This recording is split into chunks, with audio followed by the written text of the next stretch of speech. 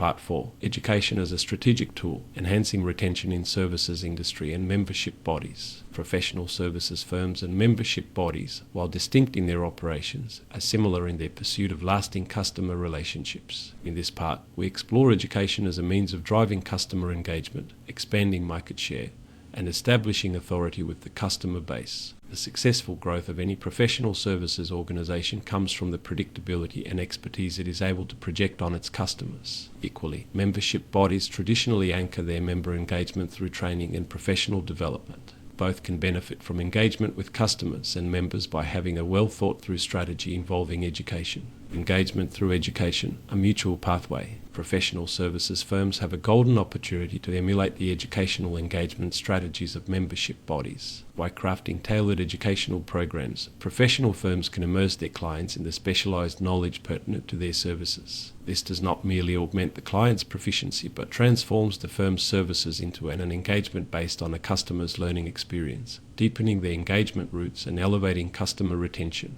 Membership bodies understand the importance of education as part of the engagement model with their members, both only as a revenue stream, as well as to establish themselves as an authority and a go-to place for industry knowledge. It is exactly this model of ongoing education as a service that professional services firms stand to benefit from, leveraging their niche expertise to create a compelling suite of educational offerings, increasing wallet share with targeted knowledge offerings. The offering of education as a service opens up additional revenue streams for both sectors. For professional services, it means going beyond the transactional nature of engagements through training of offering of educational modules that clients can subscribe to, creating a steady flow of income and increasing the client's investment in the firm's service ecosystem.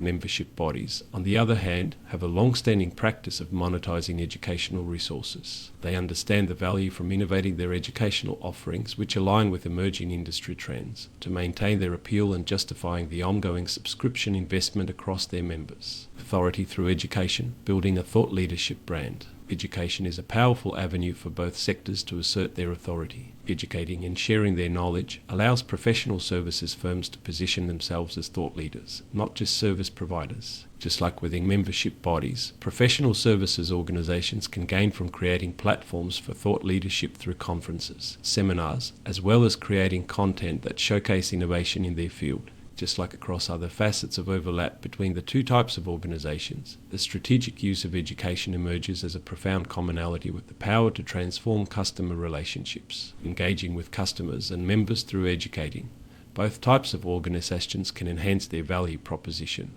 improve customer loyalty, and grow market presence. Series concluding comments maximize potential by drawing parallels between professional services and membership bodies. As we conclude our investigative series on the overlooked parallels between professional services and membership bodies, let's summarize the core thoughts which we have built up throughout our exploration of the topic. In Part 1, we unearthed the foundational parallels in customer acquisition and retention strategies, recognizing that both sectors thrive on a loyal customer base that sees enduring value in their offerings. Professional services firms and membership bodies can learn from each other, viewing clients as members and vice versa, can change the way leaders approach solving customer problems. Part 2 discussed how membership bodies and professional services organizations can learn from each other to articulate better value propositions. The success of both organizations hinges not only on how services are perceived internally, but on how well the story and offerings align with the needs and expectations of customers or members. In Part 3, different ways of looking at innovation and revamping business models were explored.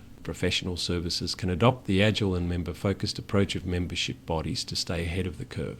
Membership organizations, on the other hand, can learn significantly from professional services firms in ensuring sustainability and growth. Finally, in this section, education was suggested as a valuable tool to enhance engagement, increase market share, and help assert authority with customers. Learning from how membership bodies educate their members, professional services organizations can enrich their client relationships beyond just the transactional.